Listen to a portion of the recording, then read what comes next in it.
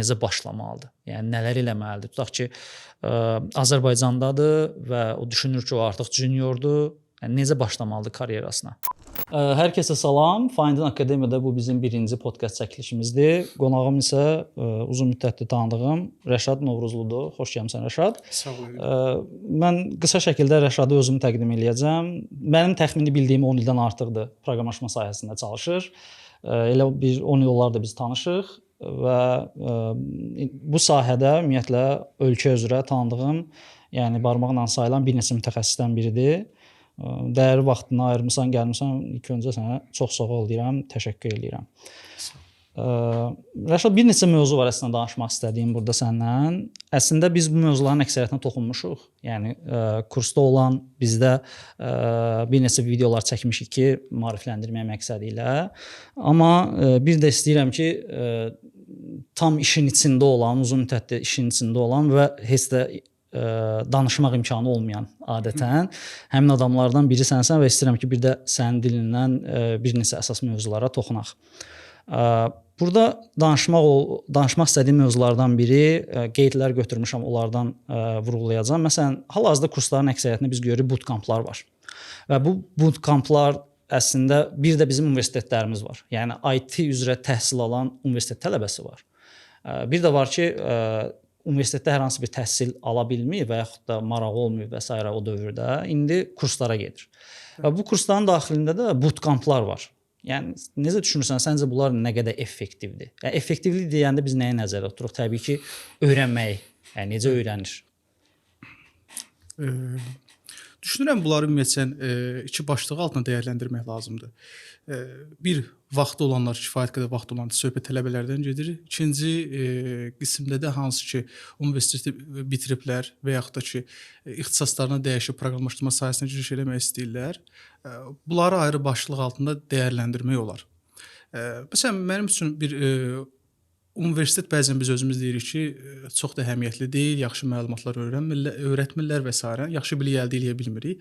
Yəni, mənim nəzərimdə ümumiyyətlə istənilən bir source-dan, mənbədən bir məlumatın əldə olunması yaxşı bir şeydir. Yəni, hansısa bir formada birbaşa o məlumatın özünü istifadə eləməsəz belə, gələcəkdə öyrənəcəyiniz başqa bir mövzunu daha doğrusu öyrənmək üçün o təməl türklər demək yapı taşlarını formalaşdırır. Bu bir şey oxşuyur da, məsələn universitetdə riyaziyyatı yaxşı oxumaq. Bəli. Yəni ola bilər ki, sən məsələn IT sahəsində oxumursan, hər hansı bir texniki sahədə oxuyursan. Bəli. Və o texniki sahədə də sizə bir riyaziyyat bazası keçirilir və onu sən çox yaxşı oxumusan. Ay sağ ol. Sonradan o sənə kömək eləyir ki, məsələn hər hansı bir sahəyə keçid eləyəndə o riyazi biliyin sənə kömək eləyir ki, məsələləri daha dərindən başa düşəsən. Əlbəttə, bəli, tamamilə doğrudur. Yəni birinci mən məsəl üçün öz dostlarıma və yaxud da bu proqramlaşdırmaya yeni başlayan yaxınlarımıza tövsiyə etdiyim budur ki, yəni universiteti çox da əhəmiyyətsiz hesab eləməsinlər.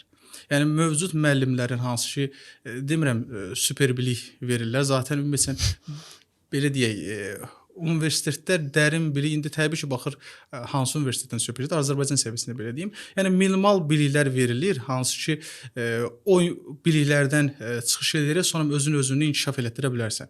Yəni birinci tövsiyəm budur ki, yəni universitetlərdə keçirilən dərslərə əhəmiyyət versinlər ki, proqramçı olaraq sonra sizə bir benefit olaraq, fayda olaraq geri dönəcəkdir. Bəs bu bootcamp-la bağlı, məsələn biz o təkrar deyim də, məsələn bir kursun görürəm ki, məsələn bir dərs cədvəli var. Bu istəyir kurs olsun, istəyir universitet olsun. Universitetdə məsələn 4 ilə öyrədilə bilməyən bir şeyi, məsələn deyirlər ki, 4 aya öyrədirik və yaxud da 6 aya öyrədirik. Burada da məsələn, yəni bootcampdə də düşünürəm ki, yenə burada da insanları iki hissəyə ayırmaq lazımdır, öyrənən insanları.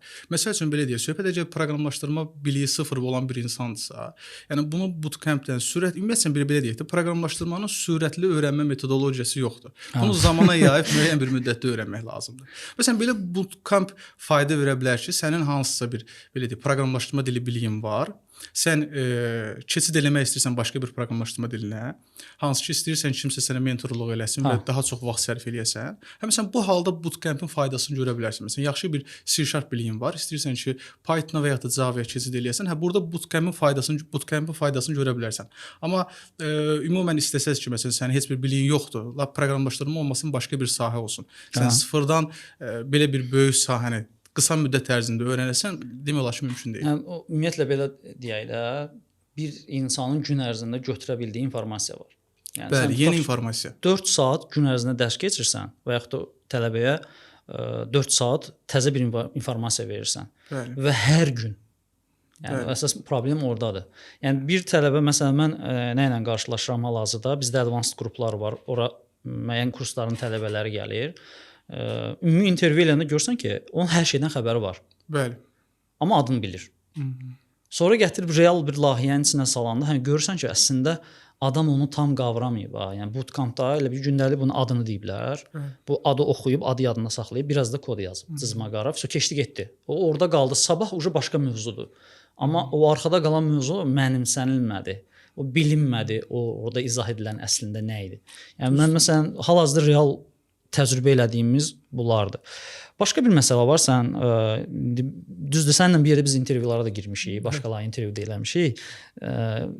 Mən təxmin eləyirəm cavabların nələrdir. Bu sertifikat məsələsi. Bəli. Yəni bir tələbəyə sertifikat verir. Hər hansı bir kurs bir tələbəyə sertifikat verir. Ümumiyyətlə işdə bunun nə qədər əhəmiyyəti var? Yəni bir işə götürən üçün və yaxud da intervyu eləyən şəxs üçün qarşıdakı insanın hər hansı bir X sertifikatı var.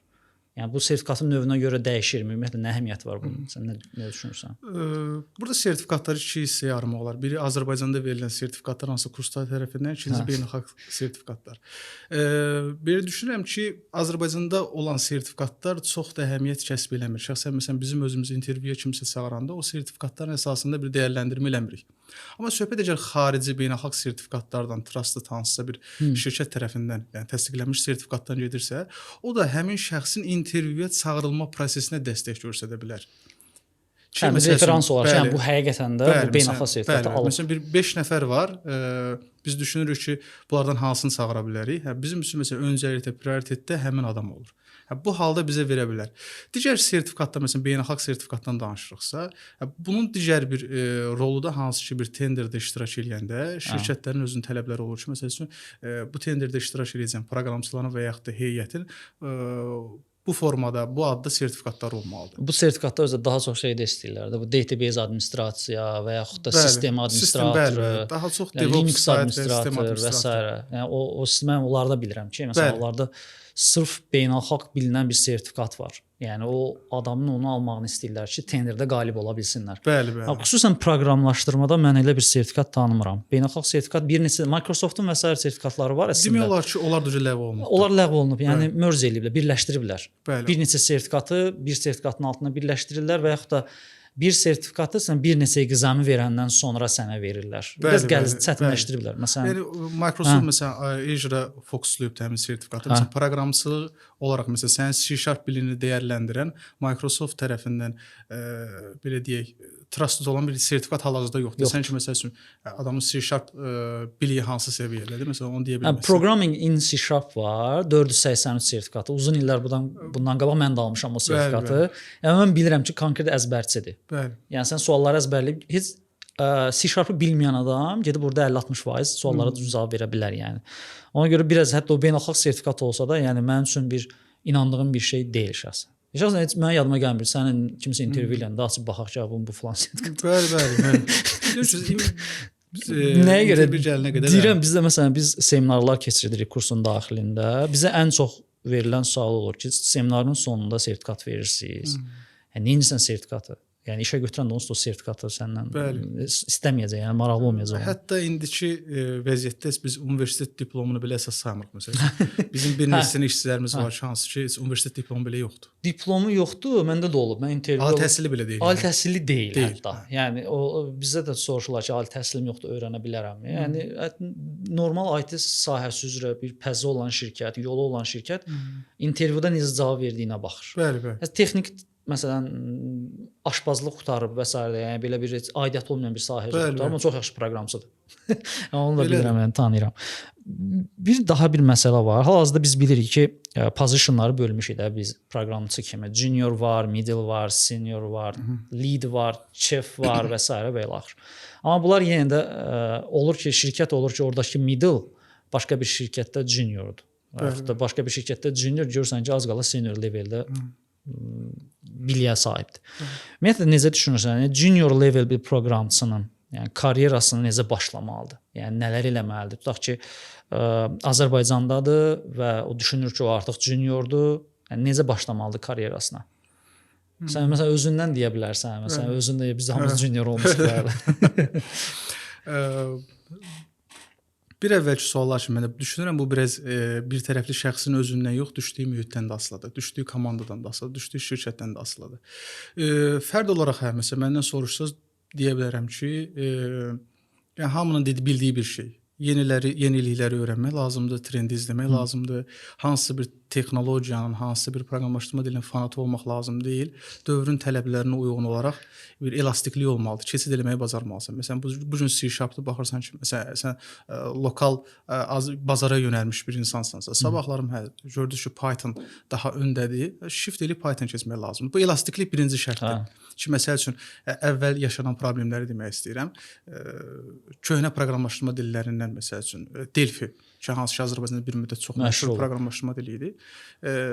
Son bir 15 ildə demək olar ki, istifadə olunmur. Hansı ki, mən Delphi proqramçılar tanıyıram. Çox güclü Delphi proqramçılar idi. Yaxşı, həm də mühəndis idi.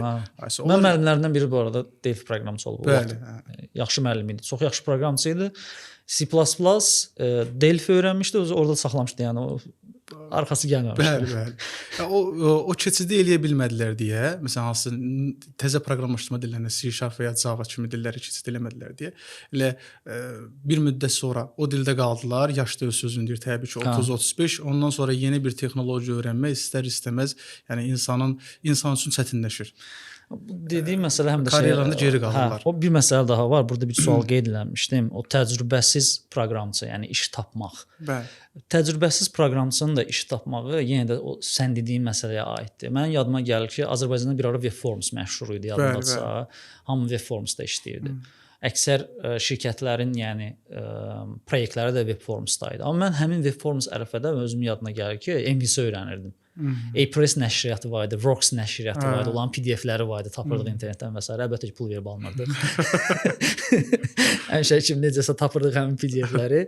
Mən oturub ISP-nin MVC öyrənirdim və mən şəxsən özümə də qəribə gəlir ki, mənim bu həvəsim var, öyrənirəm. Və mən o ISP-nin MVC-yə sərf elədiyim vaxtı bir də 3 il sonra pula çevirdim. Bəli. 3 il sonra artıq başladı MVC Razor-la və s. MVC başladı trend olmağa. Mən artıq MVC bilirdim. Bəli. Fərqlənməyə bacardı. Yəni amma mən bunu öyrənəndə heç yerdə belə bir tələb yox idi. Mən sadəcə özüm qabağıma qoymuşdum. Amma hiss eləyirsən ki, intuisiya olaraq bu yenidir. Bəli. Ola bilər o istifadə olunmasın. Mən belə düşünürəm də. Məsələn, mən WPF-lə də proyekt yazmışam. Halbuki bu dəqiqə mən desktop developer deyiləm. Desktop application uzun müddətli yazmamışam, 10 il olar. Amma mən WPF-lə də layihə yazmışam. Orada işlədiyim layihə mənə MVVM patterini başa düşməyimə kömək eləyib. Yəni mən başa düşmüşəm ki, yəni bu patterin əslində necə işləyir. Mən WPF-dən bilirəm bunu. Sonradan mən onu pula çevirməmişəm, amma bir knowledge base olaraq məndə var. Mən yadıma gəlir o vaxtda bir yerdə junior olaraq proqramçı kimi başlamışdım. Orada əsas diqqət elədikləri şey bilirsən nə idi? Mənim suallara cavabı qoyaq bir qırağa. Yeniliyə marağım. Bəli. Və sonradan özüm də fikir verdim. Biz bir də intervyuya girmişik. Yəni bu əməkdaşlarla bir də intervyu çıxanda junior haqqında biz siz nə fikirləşirdik onlarla. Amma juniordur. Amma necə görsən necə həvəslidir. Bu bizim üçün bir kriteriya idi. Yəni adam həvəslidir öyrənməyə. Adam filan şeyə maraq göstərir. Yəni onun özü belə yəni tutaq ki, təcrübən olmasa belə bir intervyuya girsənsə, mənim üçün ən böyük kriteriya odur. O ala bildiyin o aura, bəli. Enerji görsən ki, o deyir, o özün gedib gəldiyinə görə o yolu. O hiss eləyirsən ki, bunun qabında nəsə var. Yəni yeniliyə maraqlıdırsa, mən bundan hər yerə gedərəm. Mən buna təzə texnologiyada verirəm işləməyə. Hər şeydə mən yaxşı yadıma gəlir.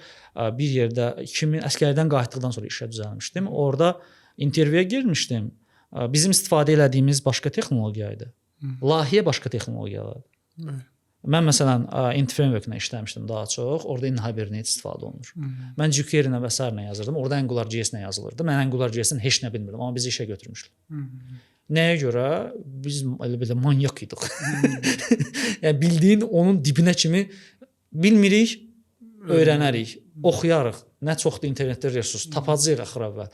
Yəni burdan Almaniyada işləyən bir tələbə yoldaşım var idi magistrda. Burada ona yazırdım ki, AngularJS-də falan problemimiz var, sən ona bir dənə qoşul mənə kömək elə. Qoşulur izah eləyirdi məsələn. Yəni marağım var idi ona. Sualın arxası olaraq məsələn dedin junior proqramçı nələrə diqqət eləməli. Məsələn birini də yaxşı vurğuladın. Hansı ki belə deyək, insanda utanğaçlıq hissi, insanda belə deyək, abır-həya yaxşı bir hissdir. Amma əgər junior bir proqramçısınızsa, bəzi yerlərdə təkəbbür, ego da müəyyən bir mənada yaxşı bir şeydir. Amma junior proqramçısınızsa, mənim məsləhətim bunları qoymaq lazımdır qırağa. İnşallah harsa mid plus seniorda bu xüsusiyyətləri təzədən qazanarsınız. Yəni belə deyək, olduğunuz komandadan istifadə etmək lazımdır. Bu arsızlığın təbliğatı. Yəni müəyyən bir mənada, yəni yaxşıdır. Yəni hədəfə gedən yolda hər şey mübahdır. Təbii ki, limitli olaraq.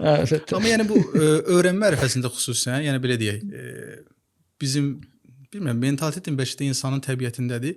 Hansı ki, müəyyən bir insanlar bir səviyyəyə çatandan sonra özündən səviyyə, belə bilik səviyyəsi olaraq belə deyək, aşağı olan insanlarla çox da kommunikasiya qurmaq istəmir, çox da münasibətdə olmaq istəmir. Bu hardasa başa düşən tərəfləri var. Yəni ehtiyaclı tərəf sən olduğun üçün junior proqramçı olaraq müraciət edirəm. Sən istəkli olmalısan ki, qarşı tərəfi hardasa force eləyib nələrsə öyrənəsən.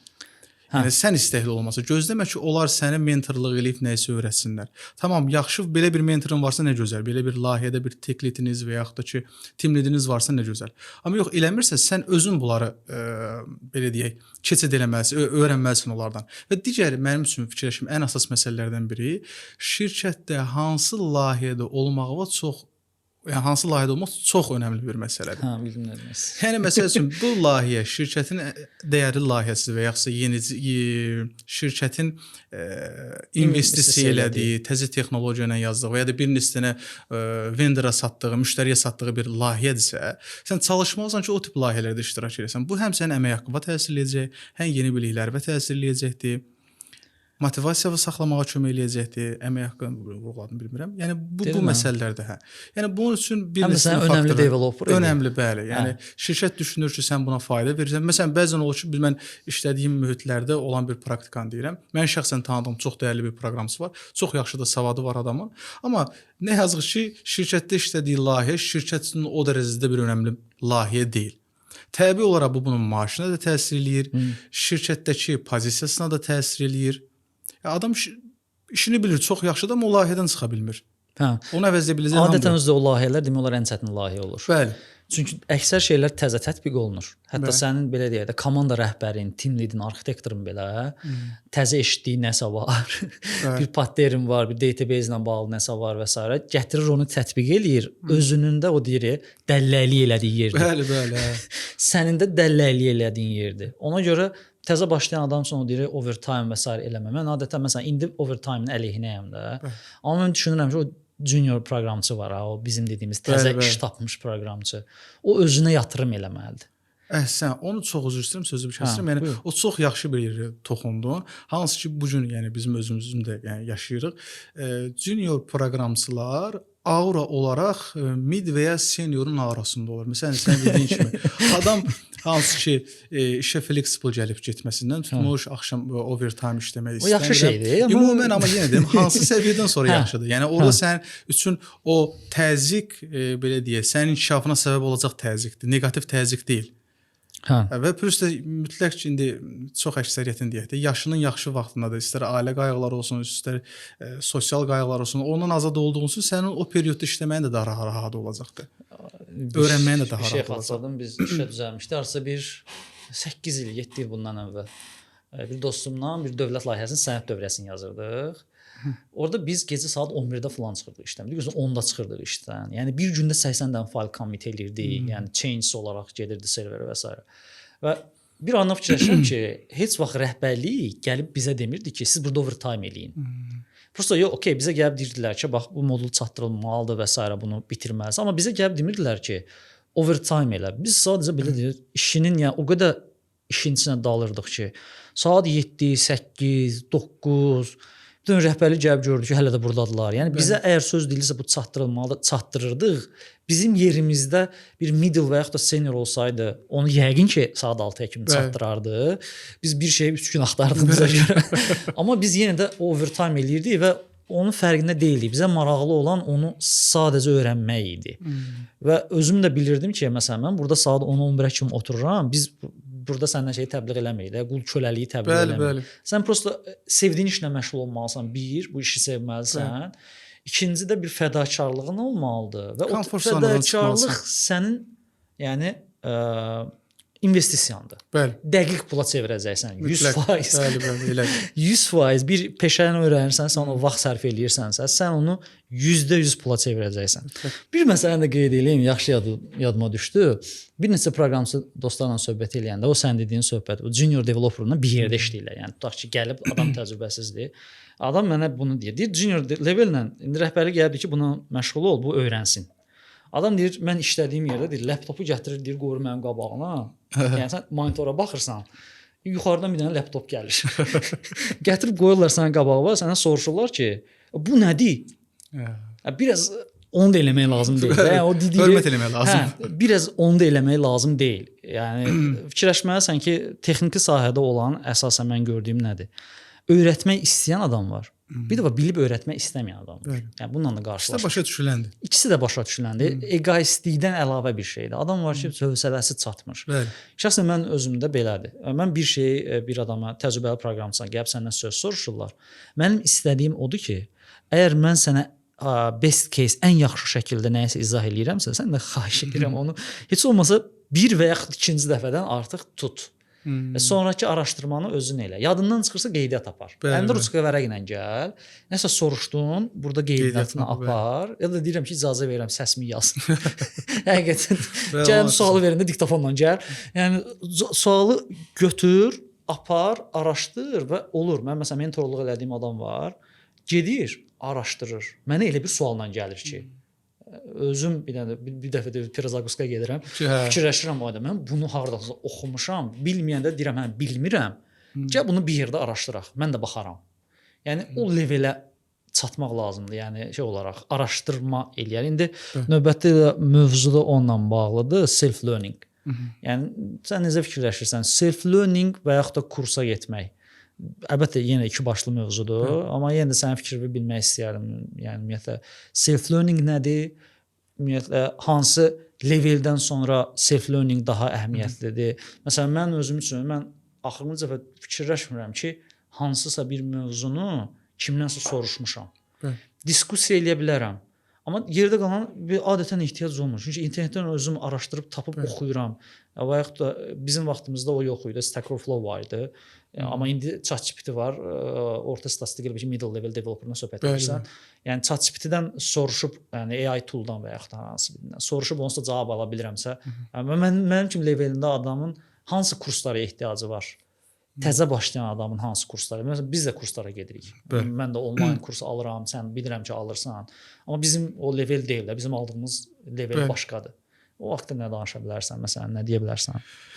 Burada da bayaq şeylə fikirlərlə demək olar, eyni fikirdəyəm. Yəni bunlar ikisi paralel olsa daha yaxşı olar. Məsələn, mənim fikrimcə bir mentorun olmağı yaxşı bir şeydir. Bir kəs səndən əvvəl bu yolu gedibsə, o yolun çətinlikləri ilə üzləşibdir. Yaxşı olar ki, bu insanın liderliyində, mentorluğunda o yolu gedəsən ki, o məlumatları daha asan əldə edə bilərsən. Bu bir tərəfi, amma məsələ budur ki, yəni bu hal səni özün öyrənməkdən məhrum eləməsin. Yəni bu ikisini paralel aparsan daha yaxşı olar. Başa düşdüm. Amma məsələn kursa yazılan tələbə, mən məsələn adam tanıyıram. Bir də fərdən fərdə də dəyişir. Məsələn mən insan ola bilər ki, deyər ki, özündə bir məsuliyyət hissi yoxdur, kursu bu baxımdan da seçə bilər. Mən onu deyiblər. Deyir ki, özüm otursam öyrənəm. Öyrənəm, o da bir 500-600 manat verim. Elədir. Prosta yəni bəlkə də bizim dövrümüzdə bir çox dəhşət ömrümüz var, dövrümüz var. Yəni bir ümumən yəni bir 10 il əvvələ gedəndə internetdə həqiqətən dəyərli məlumatlar var idi nisbətən indi. Yəni çünki işi bilənlər o məlumatları paylaşırdılar. O çox yaralı yerimə toxunmusan. Amma indi məsəl üçün belə deyək, biz özümüz də, yəni mən özümü yaxşı dəyərli bir insan hesab eləmirəm, amma mənim də bir yazdığım blog postları var, hansısa nə bilim bir məlumatlar var. Çox da belə bir dəqiqə LinkedIn dağılır bilirsən də. LinkedIn dağılır. Bəli. Mən bir şey kəşf etmişəm. ChatGPT-yə girirsən, yazırsan ki, tutaq ki, mən filan mövzudan danışmaq istəyirəm. Mənim üçün bir dənə LinkedIn postu generate elə. bəli, hə. ChatGPT sənin üçün bir dənə LinkedIn postu generate elə. Vallahi heç kim başa düşən deyil ki, bunu LinkedIn generate. Özü ingilis dilində çox qəşəng yazır. Bəli. O LinkedIn-də postların qabağına ikonlar qoyurlar, nə bilim. Ondan bilirsən ki, ChatGPT Yox, yəni normalda o insanlar özləri eləyirdilər onu. Amma indi başlayıb LinkedIn üçün yəni bir format var da bildiyimiz. Bəli. Həmin formatın daxilində nəsə paylaşırlar. Mən fikirləşirdim mən də eləyim bunu. O fikirləşirəm ki, orada verdiyim başlıq kimi ora yazsam, məsələn, solid prinsiplərlə OOP arasında nə kimi əlaqələr var? Başlıq kimi gedin bunu oxuyun. Bəli.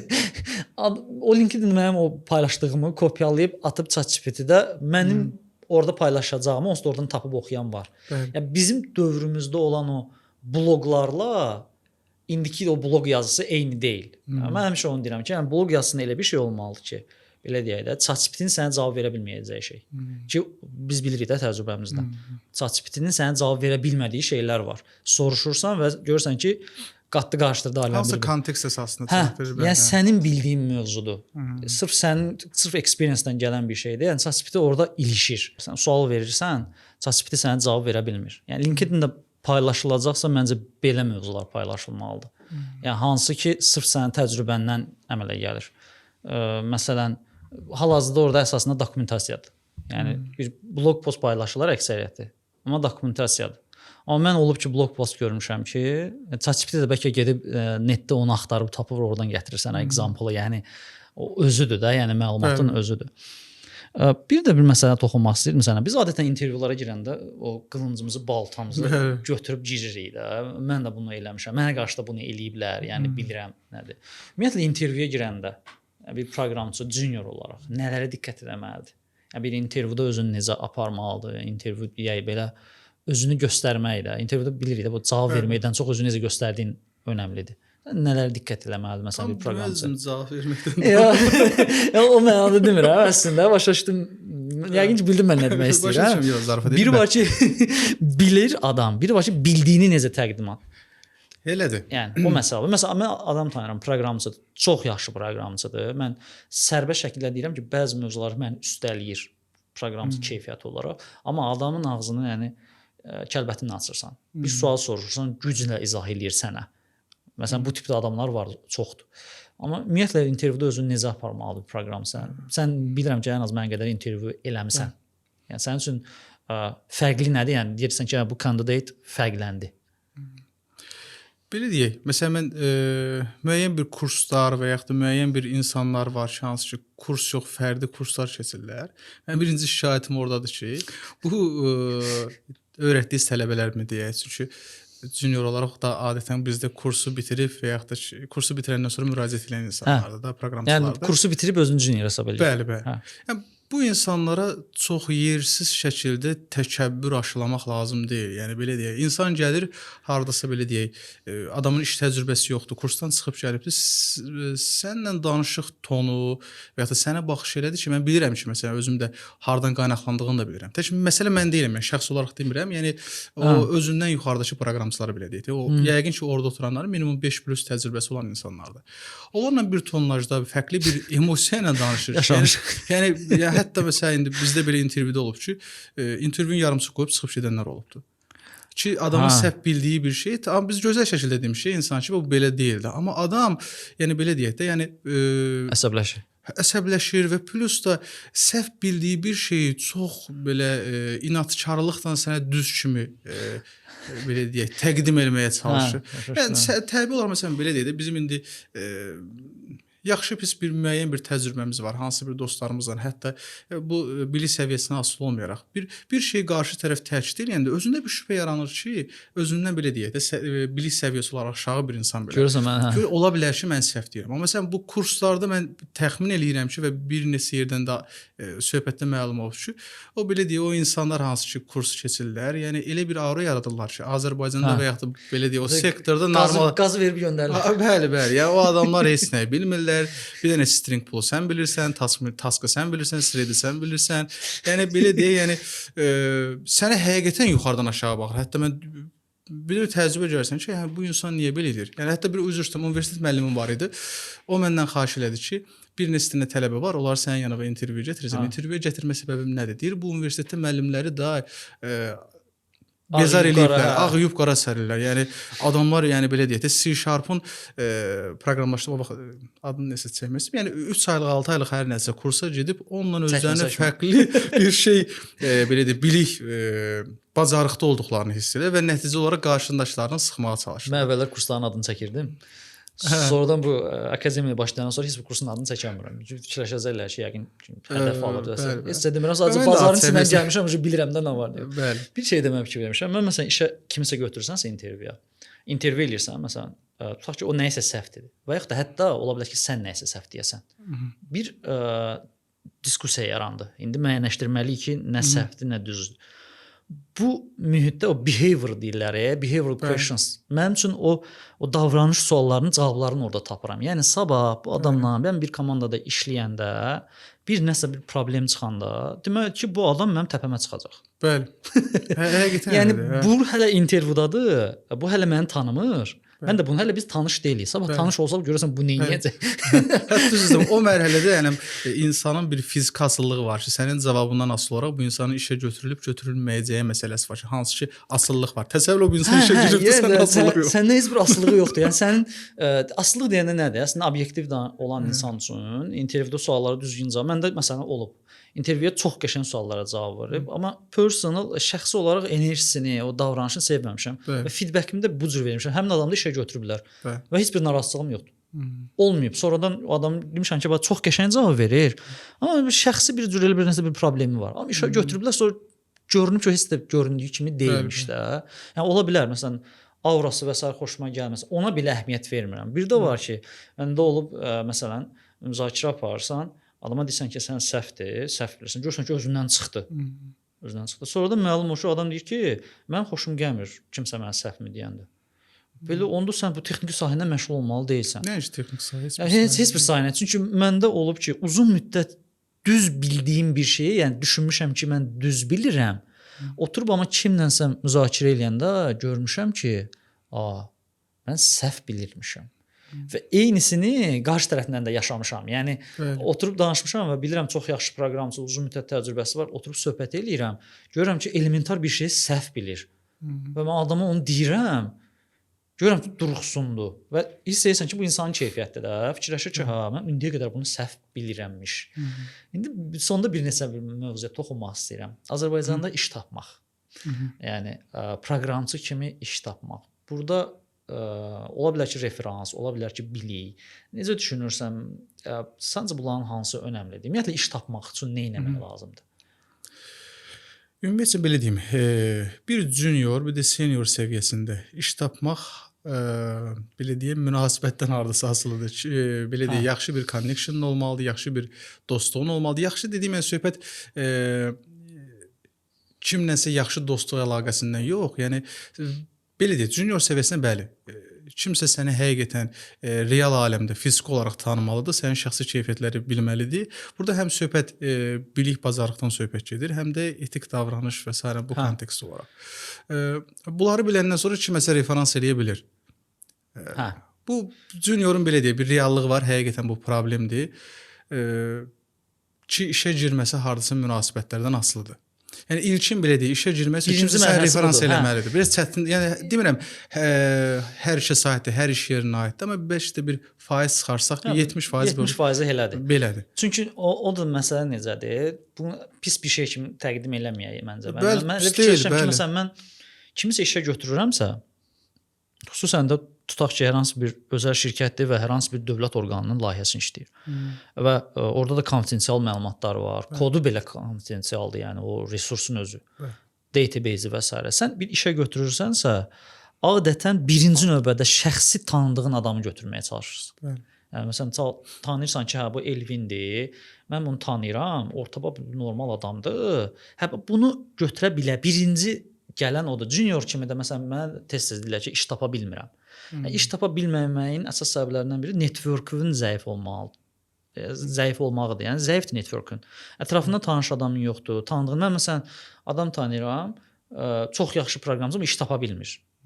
Deyirəm LinkedIn-ə varsan, deyir yox. Deyirəm GitHub akkauntum var, deyir yox. Deyirəm Stack Overflow var, deyir. Qardaş sən hardan tanısınlar? Deyir vakansiya yoxdur. Yəni vakansiya çox az olur. Adətən position açılan kimi hamı referans eləyir. Bəli. Yəni birinci ağlına gələn tanıdığı adam olur. Çünki layihə önəmlidir. Burada bir məsələ adətən mən nə edirəm? Tutaq ki, hal-hazır referans eləyəndə kimisə belə bir söz deyirəm. Məndən kimisə soruşanda deyirəm, bir yerdə kod yazmamışam. Çünki bir neçə dəfə mənim ağzım yanıb bu söhbətə görə. Yəni bir yerdə kod yazmadığım adamı referans eləmirəm. Amma bu mənim özümün yəni təcrübəmə görədir. Gələ bir yerdə bir kod yazaq. Çünki dəfələrlə şahid olmuşam ki, adam danışanda çox qəşəng danışır. Nəyisə izah eləyəndə də çox qəşəng izah eləyir. Amma gəlib oturub kod yazanda adamın görsən ki, yoxdur keyfiyyəti. Və sən o insanı referans eləyirsən. Referans eləmisən. Mən də o referans eləmişəm. Özəl remote işlə bağlı. Sonra həmin remote referans elədi. Bu adam mənə deyir ki, evim biz bunu intervyusuz götürmüşük. Bu niyə belə eləyir? Yəni ona görə bu şeyləri yaşamamaq üçün mən fikirləşirəm ki, yəni birinci növbədə network'un olmalıdır. Məsələn, mən yenə deyirlər, kursu bitirdim, iş tapa bilmədim. Yəni kursu bitirib iş tapa bilmirsənsə, birinci növbədə öyrənməyə davam eləməlisən. İkinci növbədə məsələn yaxşı portfolyon olmalıdır. Tutaq ki, indi onu da müzakirə eləyəcəyik də, təzə başlayan developerin portfolyosunda nə olmalıdır? Məsələn, bilirəm ki, bizim üçün önəmli olan mövzular var da. Məsələn, sən necə düşünürsən? Tutaq ki, bir təzə developerdir, portfolyo formalaşdırmalıdır. Onun üçün nə qoysun? Yəni niyə orada? Birinci bunu demək istəyirəm. Məsələn, belə bir şey dedin, kursu bitirən kimi iş tapa bilmir. Məncə bunun normal halı budur. İş tapması mənim üçün qeyri-normaldır. Yəni bir insan kursu bitirən kimi nətər iş tapa bilər? Çünki belə deyək, kurs dediyimiz şey introduction, belə deyək, xüsusən də bir 6 aylıq bir kurs və yaxud da 7 aylıq, 8 aylıq bir kurs. Yəni mən düşünmürəm də, yəni çünki insan beyninin müəyyən bir kapasitesi var. Günlük məlumat nə qədər informasiya emal edə bilər. Proqramlaşdırma da yəni bizim dövrümüz, yenə o qoca kişilər üçün bizim dövrümüz dediyimiz, yəni bir 10 il qabaq, bəli. Məsələn, heç kim bizdən soruşmurdu intervyuda ki, solid prinsipi nədir? Azərbaycanda soruşmurdular məndən. Hansı ki, məsələn, dependency injection nədir? Deyə bilirsən, o dövrdə, məsələn, tamam, dependency injection o dərəcədə tətbiq olunmamışdı proqramlaşdırma dillərinə. Amma məsələn, object oriented prinsipləri 80-ci illərə qədər gedir çıxır. Domain driven gedir. Yenə eyni formada 86-90 bu illərə gedir çıxır. O deyir, Liskov deyir, hamını zibilə salır deyir.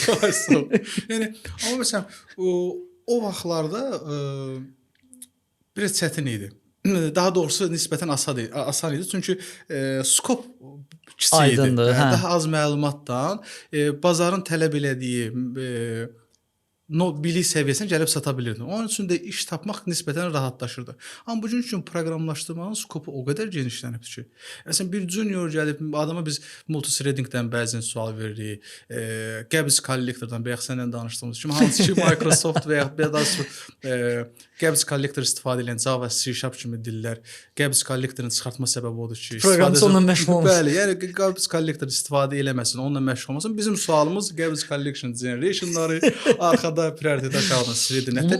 Long lived objects nədir? Niyə ordadır? Bəli. Mən bizim özümüzün də belə absurd suallarımız var və bu cavabları gözləyirik. Mən уже çıxartmışam onu şeydən. Sual listimdə yoxdur da, sual vermirəm onu. Demək istəyirəm, yəni o period biraz açığı junior üçün çətindir. Yəni 6 ay, 8 aydan gözləməyin ki, yaxşı bir nəticə əldə edib işə gələsiniz. Qalmışam. Ola bilər. Belə deyək də, hə. Kursu bitirdikdən sonra yox, əskər gəlib gələndən sonra 9 ay self learninglə məşğul olub işsiz qalmışam. Və gedirdim intervyulara, mənə dedilər ki, sən niyə görə indiyə qədər iş tapmamısan? Özüm götür də işə, götür işə iş tapım. Yəni çünki həm sənin təcrübən yoxdur. Bəli. Yəni, təcrübəsi olmayan adamı işə götürməməyə çalışırlar. Amma bir məsələ var, o tutduğunu buraxmamaq. Bəli. Tutaq ki, hamımız texniki sahəni qurtarmışıq, əksər adam gedib riyaziyyatdan dərs deyə bilərsən, məntiqdən dərs deyə bilərsən, onun qabiliyyətin var. Amma yenə də yapışırsan proqramlaşdırma. Mən proqramçı olacağam. Birinci növbədə bunu özünə deməlisən. Məsələn, mən indi kiməsə deyəndə ki, mən 9 ay işsiz qalmışam, fikirləşir ki, bu mütəxəssis daxil nətər qalıb işsiz. Yəni, o vaxt mən junior idim. Junior deyildim. Yəni senior pozisiyasında belə, sən mid səviyyəsində belə, yəni 1 il işsiz qala bilərsən. Nə bilim, mümkündür. Yəni bu normal bir haldır. Hələ də senior səviyyəsində söhbət gedirsə, məsəl üçün deyirəm, xüsusən daha juniordan iş tapmaq daha çətindir deyəsiz niyə? Yəni orada da yenə connectionlar xüsusən rol oynayır. Heç kim qıraqdan çox nadir hallarda həqiqətən senior bir dənə gətirib işin başına qoyur. Səni necəsə tanımalıdılar, bilməlidirlər. Düz deyil. Necəsə yox, yaxşı tanımalıdır. Yaxşı tanımalıdır. Connection çox önəmlidir. Həm bir şey üçün də önəmlidir. Birini işə götürəndə tanımasan belə zəng edib soruşduğun adam olur. Mütləqcə də kimləsə bir referans alırsan ki, necə soruşursan ki, bu nətər adamdır, insan olaraq nətər insandır. Məndə olub məsələn məndən zəng edib soruşublar. Demişəm ki, heç nə demirəm. Mən bu adam haqqında sənə mənfi heç nə demirəm. Amma sizə onu referansla götürürlər, intervyu eləmirlər. Demişəm ki, bir dənə intervyu eləyin. Bəli. Həm şəxsi keyfiyyəti olaraq görəcəksiniz kimdir, həm də bilik olaraq görəcəksiniz kimdir və adamı komanda rəhbəri kimi, yəni lead software engineer kimi işə götürürlər. İntervyu bitib mənə zəng edirlər ki, Elvin çox sağ ol.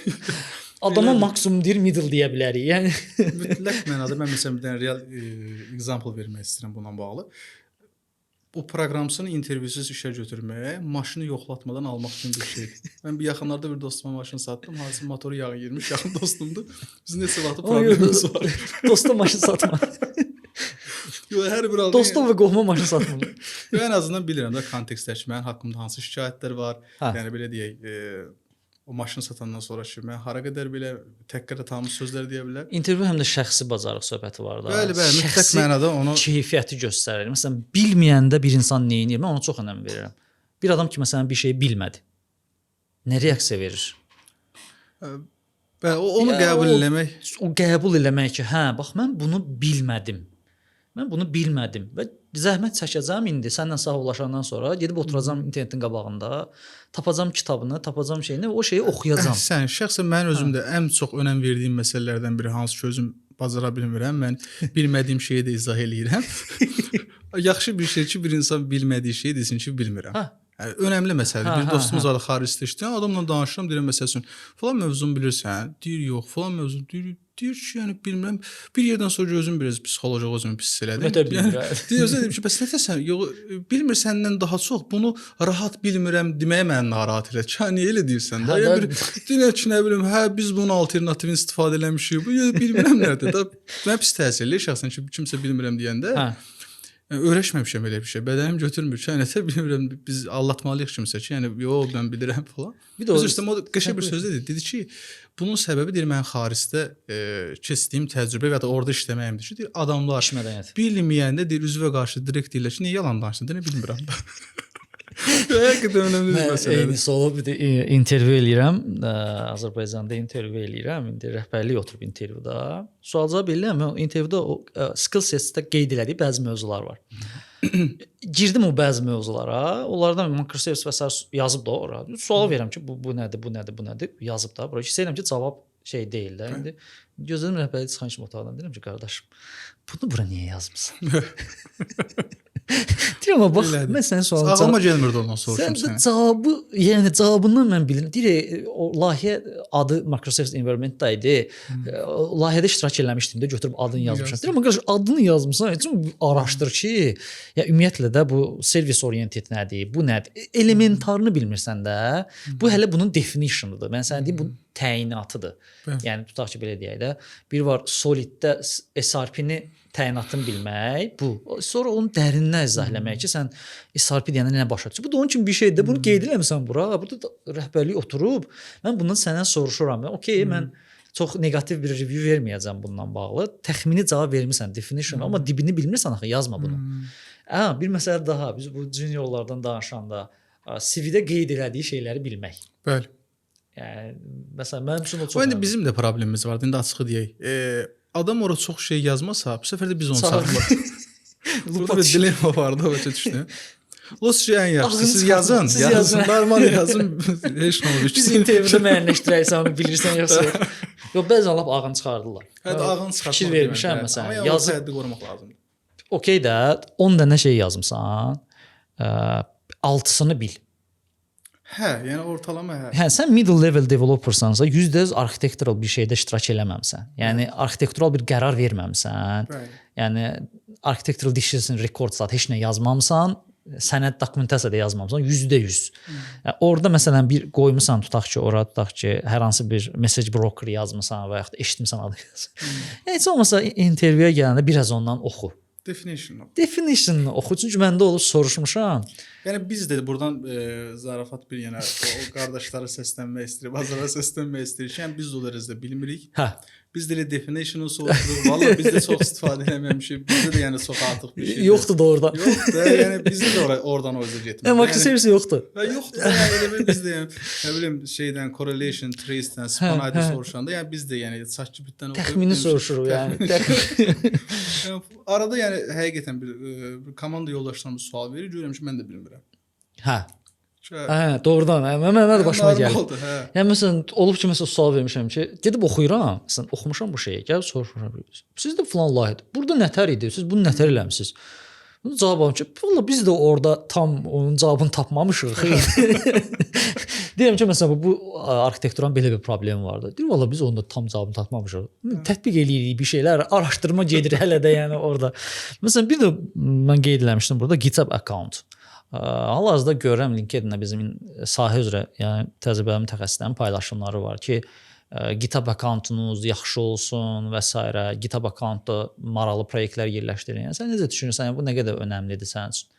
Yəni işə qəbulda GitHub accountunda nə var? Belə deyək. Belə deyim, söhbət əgər məndən gedirsə, Azərbaycan bazarı üçün, yəni bizdə o dərəcədə əhəmiyyət kəsb eləmir. Amma xarici bazar üçün gördüyüm qədəri ilə əhəmiyyət kəsb eləyir. Hətta təkid eləyirlər ki, mütləq şəkildə olmalıdır, yaxşı səviyyədə olmalıdır. Mən adətən CV-də qeyd edəndə girib baxıram. Məsələn, mən də açıq yəni CV-də qeyd edəndə girib baxıram. Əgər CV-də GitHub account qeyd edilibsə, açıb baxıram ki, GitHub accountunda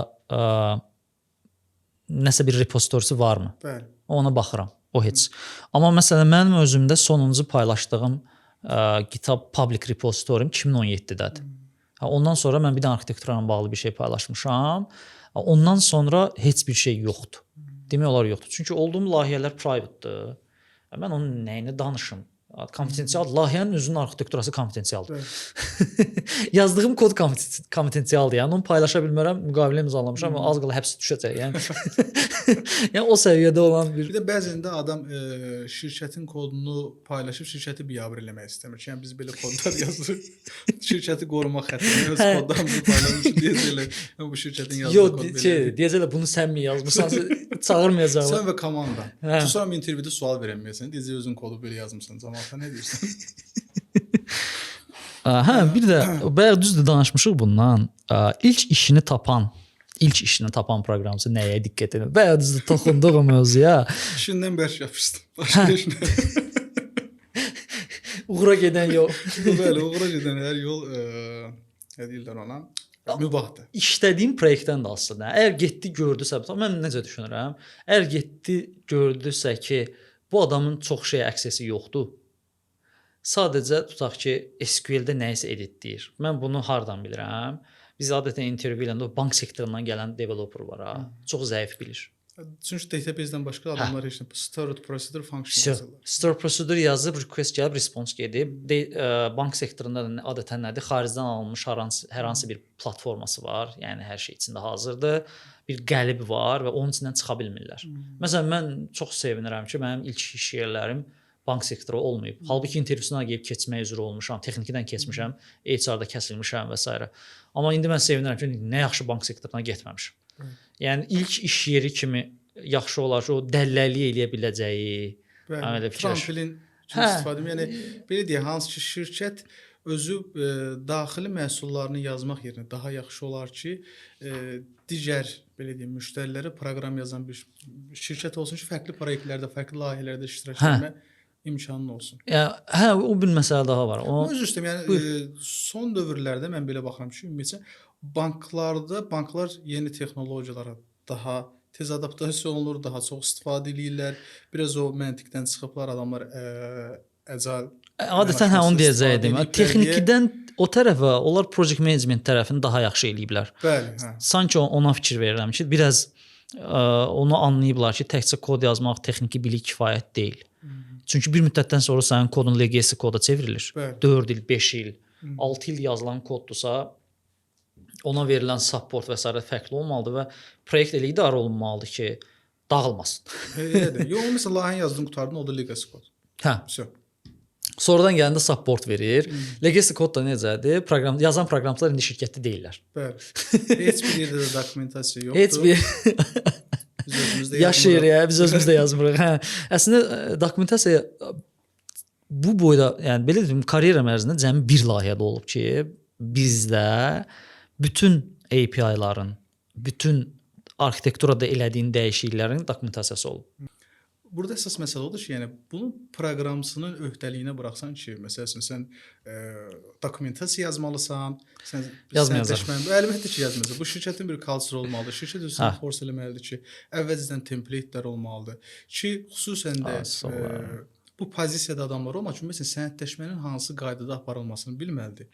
Bir də belə bir məsələ, məsələn, yaxşı bir tendensiya var ki, bu gün dövlət qurumlarında auditlər aparılır. Yəni həqiqətən mən özümə çox xoş təsir eləyir ki, O mən də bəyənmişəm. bəli, auditə gələn insanların özü də işini bilən adamlardır. Nəcəbsən. Hə, yəni maraqlıdır, maşallah, yəni yaxşı insanlar işə götürüblər. Sizi hardasa məcbur eləyirlər ki, təzə qaydalarla işləyəsiniz, təzə texnologiyaları tətbiq eləyəsiniz, sənədləşməniz olsun. Yəni şəxsən Azərbaycandakı son dövrlərdəki mən fikir vermişəm. Qurulan strukturlar məni şəxsən qane eləyir. O bizdə məsələn olan layihələrə Mən düşünürəm ki, və yerli hansı ki proqramlaşdırma şirkətləri var, onların da inkişafına səbəb olacaq. Yəni onları force eləyəcək ki, sən filan guideline-ı follow eləməlisən. Hə. Məsələn, tutaq ki, bir qurum üçün layihə yazmısan, API-ların var, heç bir sənədi yoxdur. Bəli. Və heç bir sənədi olmayan API bəzən fikirləşirlər ki, bizdə düzdür. Hələ əslində proyekt menecment tərəfdən gəlir.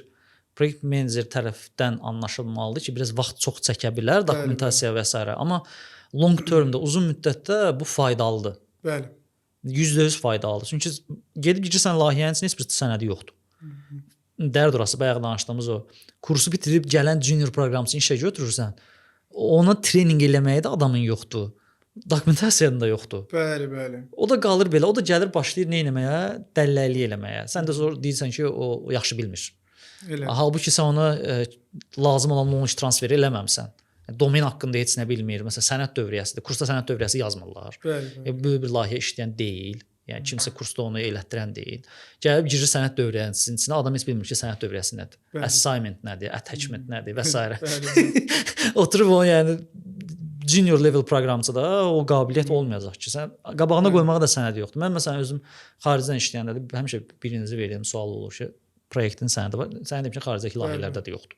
Bilirəm, mən də bir nümunə istədim ki, əvvəl bizim şirkətdə müəyyən bir sənədləşmə ilə bağlı istədik müəyyən bir işlər görək. Xaricdə olan dostlarımızdan sənədlər istədik.